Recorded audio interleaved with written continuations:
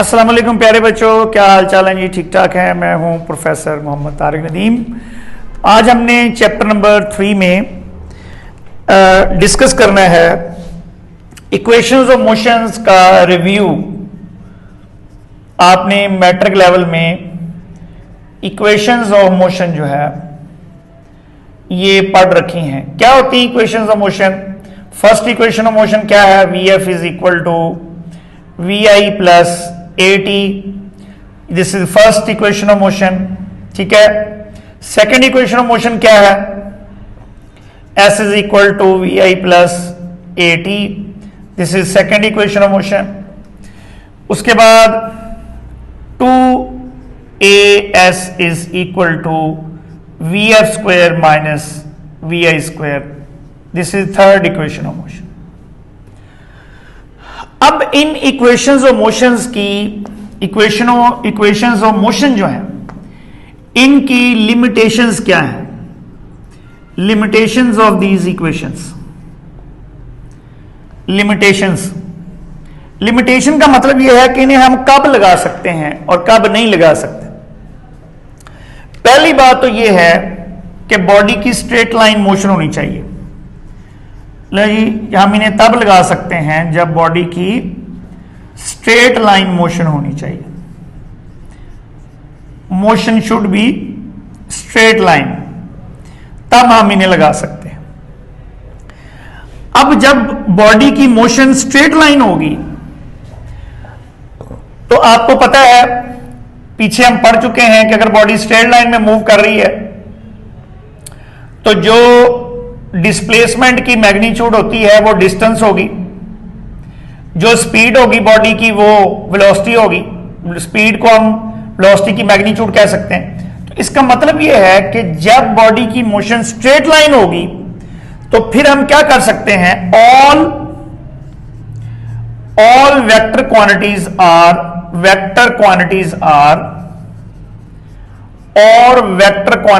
Are treated as scalars. तमाम vector quantities को हम स्केलर्स के तौर पर ट्रीट कर सकते हैं, मैनिपुलेट कर सकते हैं। All vector quantities are manipulated as scalars. तमाम जो वेक्टर क्वांटिटीज हैं उन्हें हम मैनिपुलेट कर सकते हैं, ट्रीट कर सकते हैं एज स्केलर्स। अब नंबर 2 लिमिटेशन। जो पहली लिमिटेशन क्या थी कि स्ट्रेट लाइन मोशन होनी चाहिए। दूसरी लिमिटेशन ये है कि ये जो एक्सेलेरेशन है it should be uniform. Uniform acceleration होना चाहिए। लेकिन ये बॉडी का यूनिफॉर्म एक्सेलेरेशन होना चाहिए, तब हम इन इक्वेशंस को लगा सकते हैं। इन इक्वेशंस को हम लगा सकते हैं when the acceleration is uniform. Uniform acceleration समझते हैं ना कि if the change in velocity in equal intervals of time is same then the body is said to be moving with uniform acceleration. तीसरी बात यह है कि ये उस केबन के अंदर, उस जगह के अंदर लगाए जा सकती हैं जिसके अंदर एक्सेलेरेशन ना हो। यानी these equations can be applied in inertial frames. In inertial frames अब इनर्शियल फ्रेम क्या होता है? इनर्शियल फ्रेम एक ऐसी जगह है, ऐसी केबन है जिसके अंदर एक्सेलेरेशन ना हो।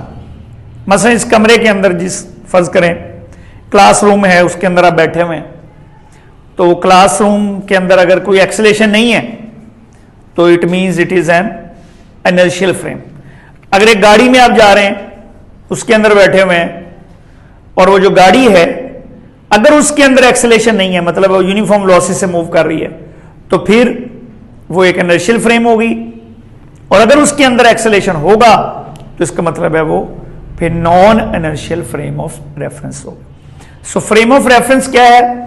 एक ऐसी जगह है, एक ऐसा कोऑर्डिनेट सिस्टम है जिसके अंदर रहकर आप ऑब्जर्वेशंस लेते हैं। वैसे इसकी जो प्रॉपर डेफिनेशन है वो ये है, a coordinate system according to which measurements are taken.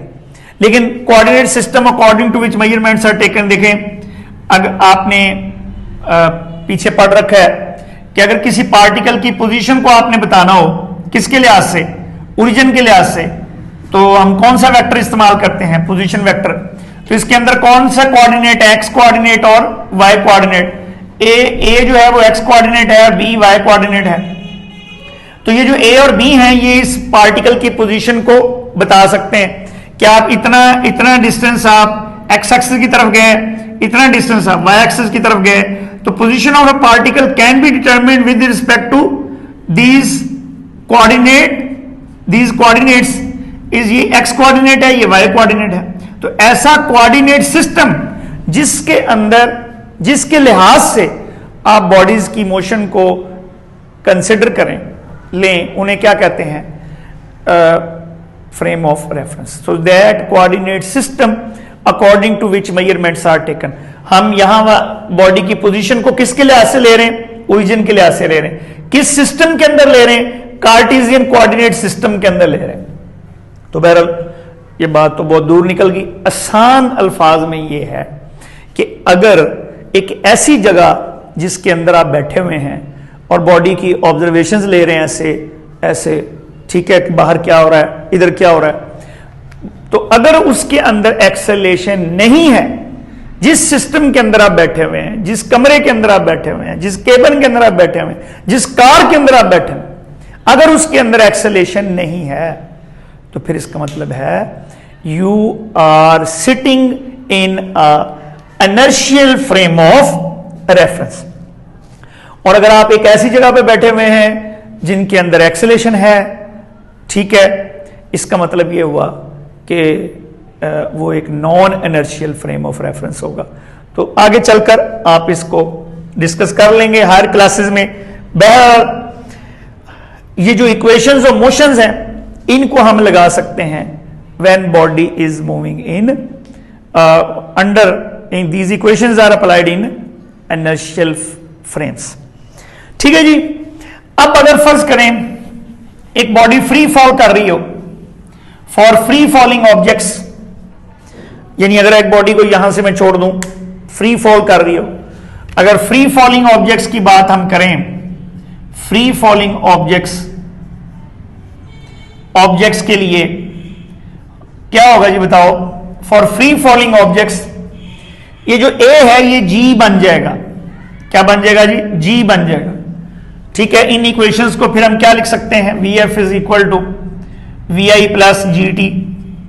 इसी तरह से जहां जहां ए आ रहा है वहां वहां जी लिख देंगे। अब ये जी क्या चीज है? जी is called the acceleration due to gravity या gravitational acceleration. Gravitational acceleration, gravitational acceleration, इसको छोटा जी कहते हैं। What is gravitational acceleration? अब इसकी डेफिनेशन को याद करने के लिए बच्चों तीन बातें आपने याद रखनी है। तीन बातें अगर आप याद रख लेंगे तो हम उन तीन बातों को आपस में मिलाएंगे और जी की डेफिनेशन बन जाएगी। पहली बात कि ये यूनिफॉर्म एक्सेलेरेशन है। कौन सा एक्सेलेरेशन है? पहले मैं देखें तीन बातें लिखता हूं फिर उसको हम कंबाइन करेंगे। ये जो ग्रेविटेशनल एक्सेलेरेशन है ये यूनिफॉर्म एक्सेलेरेशन है। एक हो गया। ये कब पैदा होता है? जब बॉडी फॉल करती है under the action of gravity. Fall कैसे करेगी? फ्री फॉल करेगी। यानी this is the uniform acceleration. कब पैदा होगा? When body falls freely under the action of gravity. और एक बात और है, यानी ये यूनिफॉर्म एक्सेलेरेशन है, फ्री फॉल ऑब्जेक्ट के अंदर है। और ये कब होगा? तीसरी बात, when we ignore air friction. जब हम एयर फ्रिक्शन को क्या करेंगे, इग्नोर कर देंगे। अब इन तीन चीजों को हम मिला देंगे, तीन बातों को मिला देंगे, तो हमारी डेफिनेशन बन जाएगी, आप कभी भूलेंगे नहीं। ठीक है, जी के बारे में क्या मामला है जी? जी के बारे में, जी जो है, जी छोटा जी जो है, छोटा जी को घर में ना जी ढूंढना शुरू कर देना कि छोटा जी किधर है। छोटा जी जो है, ये पहली बात क्या है, यूनिफॉर्म एक्सेलेरेशन होता है। दूसरा, ये किसके कब होगा जी? जब बॉडी फ्री फॉल करेगी। और तीसरी बात, ये कब होगा? जब हम एयर फ्रिक्शन को इग्नोर करेंगे, when we ignore air friction. ठीक है, अब इसको बेटा हम डेफिनेशन इसकी प्रॉपर लिख लेते हैं। दैट यूनिफॉर्म एक्सेलेरेशन, लो ये डेफिनेशन क्या होगी? That uniform acceleration, that uniform acceleration within which a body falls freely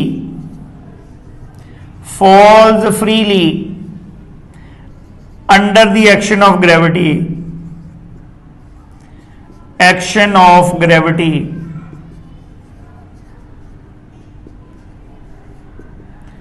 if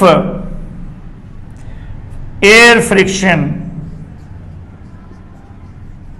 is ignored, is called acceleration due to gravity. Acceleration due to gravity. और acceleration due to gravity for Earth is 9.8 meter per second at the surface of 9.8 metre per second square at the surface of earth. आसानी की खातर हम 10 metre per second square भी ले लेते हैं। अच्छा, अगर फर्ज करो एक दो एमसीक्यूज आप देख लें कि अगर एक बॉडी को यहां से ऐसे छोड़ दें, ये देखें जी, ठीक है, इनिशियल वेलोसिटी कितनी होगी? 0। तो हमारी ये जो थर्ड इक्वेशन ऑफ मोशन है, क्या बनेगी third equation of motion? 2gh height कह लें, vf स्क्वायर, इनिशियल वेलोसिटी कितनी होगी? 0। तो हमारे पास अगर आपसे कहा जाए कि एक बॉडी को एक सर्टेन हाइट से छोड़ दिया जाए तो वो h 10 मीटर नीचे जाने तक कितनी वेलोसिटी गेन कर लेगी, तो हम ये निकाल सकते हैं, vf is equal to 2gh under root, ये लें जी। यानी अगर एक बॉडी को, लेकिन इसके लिए शर्त है, क्या है शर्त? है कि इनिशियल वेलोसिटी क्या होगी? 0। यानी एक बॉडी को एक सर्टेन हाइट से छोड़ दिया जाए तो 10 मीटर नीचे जाने तक बॉडी कितनी वेलोसिटी गेन कर लेगी या उसकी कितनी वेलोसिटी हो जाएगी, ये हम मालूम कर सकते हैं। अगर इसी चीज को हम इनिशियल वेलोसिटी, ये जो सेकेंड इक्वेशन ऑफ मोशन है, ये बेटा मैंने ये सही नहीं लिखी हुई, क्या है? S is equal to we I T plus half A T square. ये जरा इसको दुरुस्त कर लें, ये पता नहीं मेरे जहन में क्या चल रहा था, मैंने ये लिख दिया, बात समझ में आ गई। पहली equation V F is equal to we I plus A T, the second equation is V I T plus half A T square, ये आपने लिख लेनी है। अब जरा गौर करो, अब इसमें अगर इनिशियल वेलोसिटी हम 0 लगा दें, वहां पर एक बॉडी को यहां से ऐसे छोड़ दें, इनिशियल वेलोसिटी 0 लगा दें, क्या बनेगा बताओ जी? तो क्या बनेगा जी? h is equal to we i 0 लगा दें तो क्या बन गया? हाफ ए टी, ए की बजाय क्या लगा देंगे? G T square. लें, अगर एक बॉडी को किसी सर्टेन हाइट h से छोड़ा जाए, ऐसे छोड़ दिया जाए, तो 1 सेकंड के बाद उसका कितना डिस्टेंस ट्रेवल करेगी बॉडी? 1 सेकंड के बाद कितना डिस्टेंस ट्रेवल करेगी जी? 1 सेकंड इसमें पुट करें, t1 होगा तो कितना आ जाएगा बताओ? 1 सेकंड के बाद कितनी हाइट या कितना डिस्टेंस ट्रेवल करेगी बॉडी? हाफ जी, t1 1 का स्क्वायर 1, हाफ जी आ जाएगा। हाफ जी कितना आ गया 9.8 यानी 4.9 मीटर पर मीटर। 2 सेकंड के बाद कितना ट्रेवल करेगी, इसमें 2 पुट करें, 2 का स्क्वायर कितना हो गया 4 इंटू दिस यानी तकरीबन 19 पॉइंट समथिंग 19.6 मीटर। 3 सेकंड के बाद कितना होगा, 4 सेकंड के बाद कितना होगा, 5 सेकंड के बाद कितना होगा, तो ये हम मालूम कर सकते हैं। ठीक है जी, इक्वेशंस ऑफ मोशंस आपने इसको सही कर लेनी है बेटा, ये मैं ठीक है, पता नहीं मैंने क्यों लिख दी ऐसे, चलें कोई बात। उसके बाद ये नेक्स्ट आगे चलते हैं आगे चलते हैं जी, ठीक है। नेक्स्ट है Newton's laws of motion. Newton के कवानीन आपने पढ़े हुए मैट्रिक लेवल पे भी, ठीक है। तो मैट्रिक लेवल पर जो लॉज हैं वो क्या है, फर्स्ट लॉ क्या है, Newton's first law of motion, Newton's first law, ठीक है। फर्स्ट लॉ क्या है जी, a body at rest will remain at rest.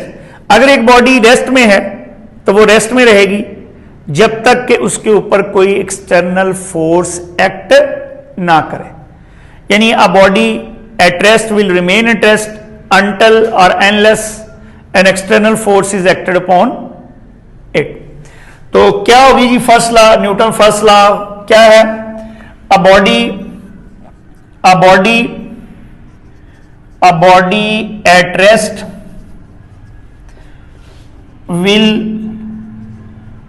will remain at rest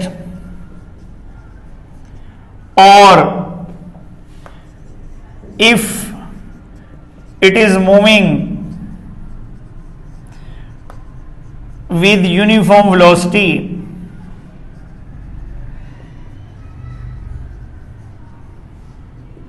it continues to do so, it continues to do so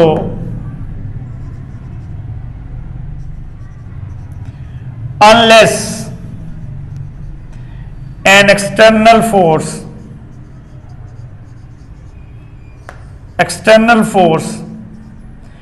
is acted upon it।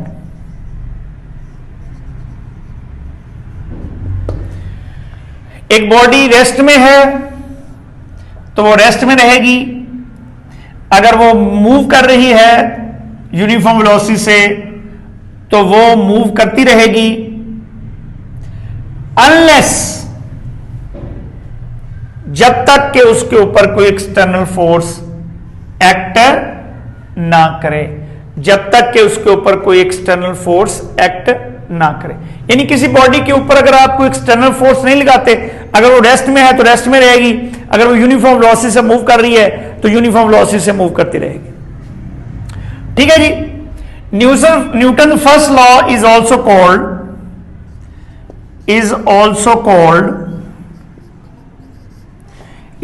Called law of inertia, law of inertia. अब inertia क्या चीज है, inertia जो है एक ऐसी property है, it is the property of matter, it is the property of matter, और property of an object, property of an object which tends to maintain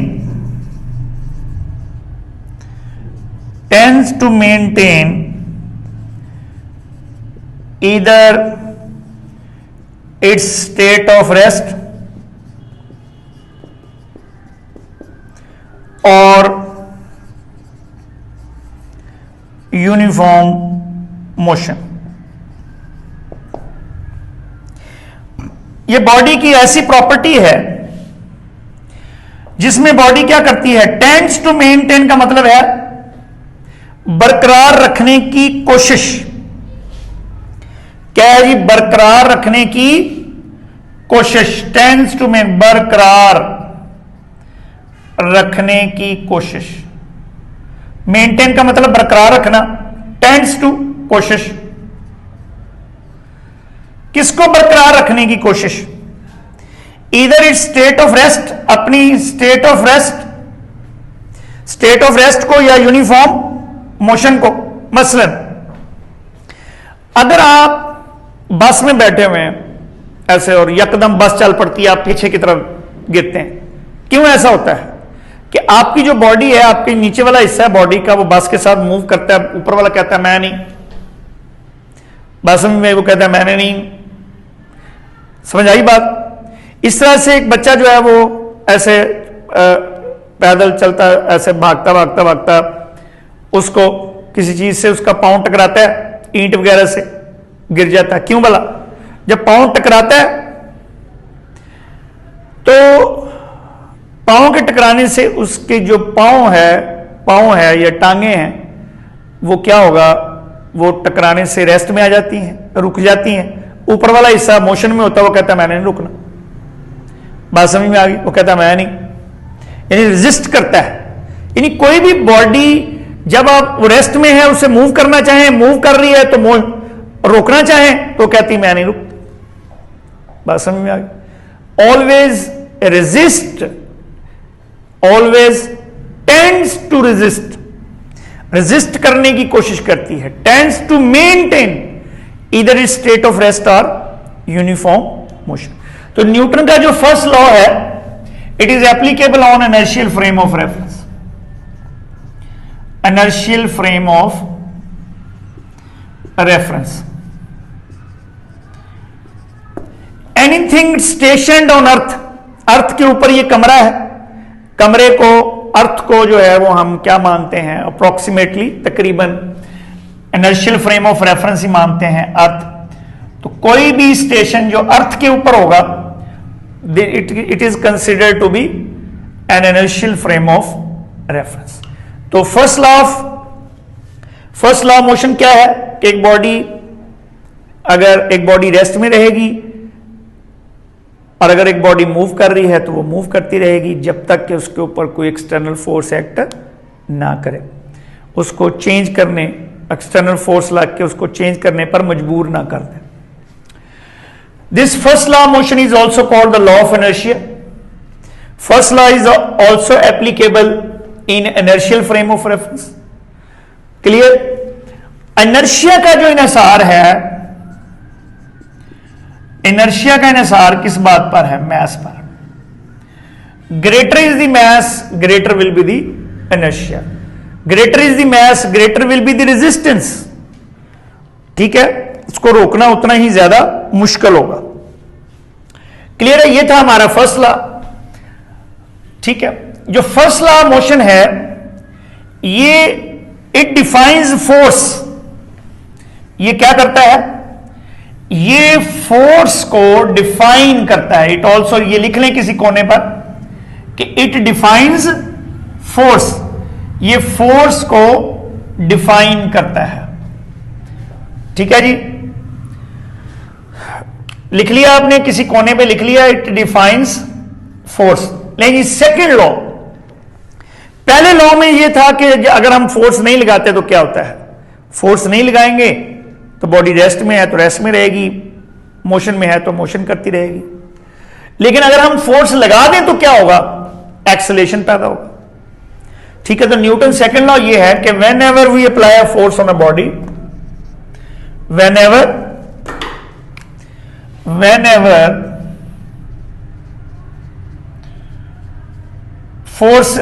force is applied on a body, force is applied on a body, it produces,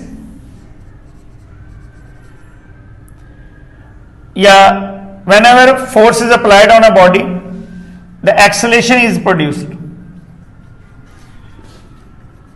Acceleration is produced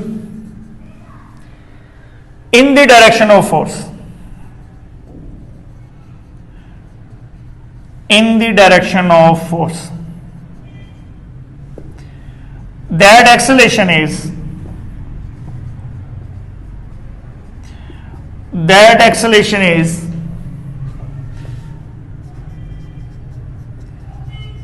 directly proportional to applied force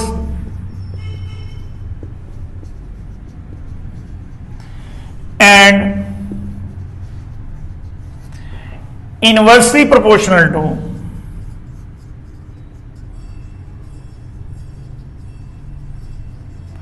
mass of the body. लेकिन जब हम किसी body के ऊपर force लगाते हैं तो acceleration पैदा होता है फोर्स की डायरेक्शन में, और वो जो एक्सेलेरेशन है वो फोर्स के डायरेक्टली प्रोपोर्शनल है। Acceleration is directly proportional to force and it is inversely proportional to mass. इन दोनों को इकट्ठा करें रिलेशंस को तो क्या आ गया, F/m। इसको हटाएंगे तो कांस्टेंट लगाएंगे, hair constant is K F/m। In SI system, in SI units और SI system K is equal to 1, तो A इज इक्वल टू क्या आ गया, A is equal to F/m। यहां से क्या आ गया जी, F is equal to m में। This is the mathematical formula for second law of motion. यहां से फोर्स ये जो सेकेंड लॉ है, सेकेंड लॉ मेजर्स फोर्स। पहला लॉ क्या है, पहला लॉ क्या करता है, इट डिफाइंस फोर्स। जो सेकेंड लॉ है, it can measure the force. ठीक है, इस फॉर्मूले से हम मेजर कर सकते हैं। तो फोर्स के यूनिट्स क्या हैं, यूनिट्स ऑफ फोर्स, फोर्स के क्या यूनिट्स हैं जी, newton. 1 newton is equal to 1 kilogram into 1 metre per second square. यानी अगर किसी बॉडी 1 किलोग्राम बॉडी के अंदर इतना एक्सेलरेशन पैदा हो जाए तो हम ये कहेंगे कि इतना एक्सेलरेशन कौन सी फोर्स पैदा करेगी, 1 Newton force. 1 Newton force is that force which produces an acceleration of 1 meter per second square in 1 kg body. So एक ऐसी फोर्स जो 1 किलोग्राम बॉडी के अंदर इतना एक्सेलरेशन पैदा कर दे, उसे क्या बोलते हैं, उसे हम 1 न्यूटन फोर्स कहते हैं। तो पहली बात क्या थी जी, कि अगर हम फोर्स ना लगाएं तो क्या होता है, बॉडी रेस्ट में है तो रेस्ट में रहेगी, यूनिफॉर्म वेलोसिटी से मूव कर रही है तो यूनिफॉर्म वेलोसिटी से मूव करती रहेगी।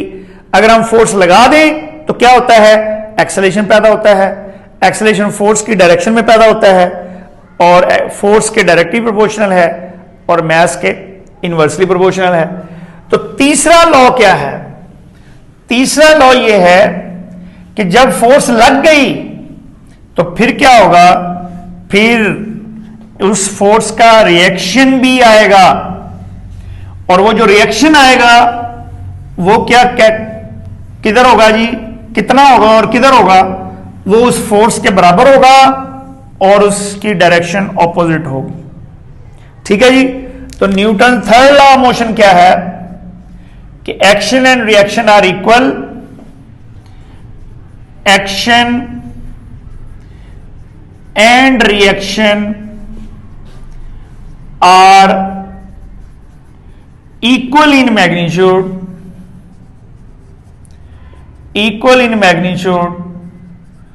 but opposite in direction, opposite in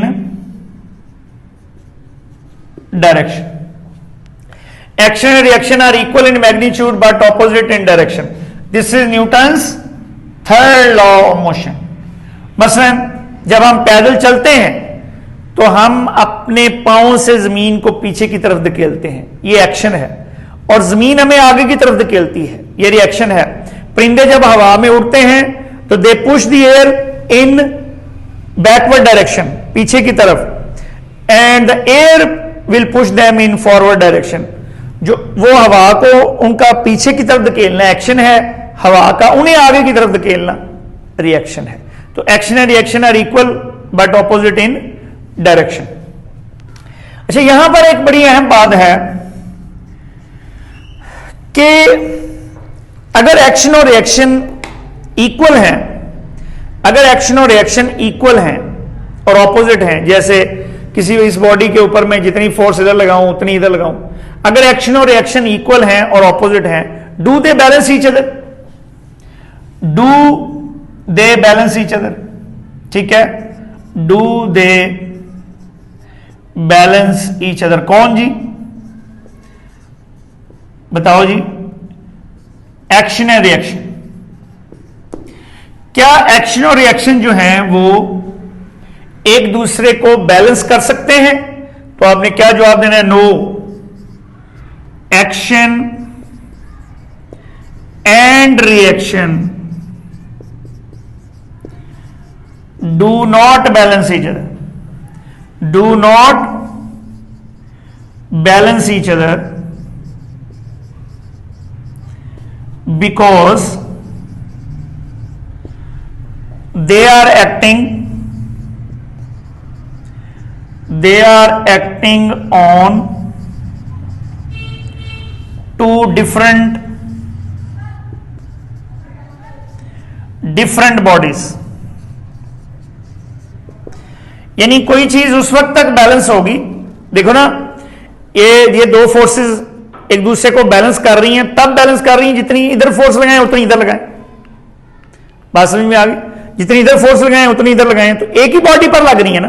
दो फोर्सेस एक दूसरे को तब बैलेंस करती हैं जब वो एक ही बॉडी पर लग रही हो। यहां पर क्या हो रहा है? एक्शन किसी एक बॉडी पर हो रहा है, रिएक्शन किसी दूसरी बॉडी पर हो। आप जमीन को आप पीछे की तरफ धकेलते हैं, एक्शन किस पर हुआ? जमीन पर, और जमीन ने आपको आगे की तरफ धकेला, तो रिएक्शन किस पर हुआ? आप पर। तो एक्शन और reaction do not balance each other because they are acting on two different objects और different bodies, that is why they are not balance each other. बात समझ में आ गई? तो ये न्यूटन्स लॉज थे। पहले लॉ में क्या है कि अगर फोर्स नहीं लगाते तो क्या होता है? दूसरे लॉ में क्या है? फोर्स लगा दें तो क्या होता है? फोर्स लगा दें तो एक्सेलरेशन पैदा हो जाता है, और जब फोर्स लग गई तो उस फोर्स का रिएक्शन भी होगा, which is equal in magnitude but opposite in direction of the force. Clear है जी? आई होप कि आपने इस लेक्चर को गौर से सुना होगा, एब्जॉर्ब किया होगा, एंजॉय किया होगा। नेक्स्ट लेक्चर तक के लिए इजाजत दीजिए। अल्लाह हाफिज।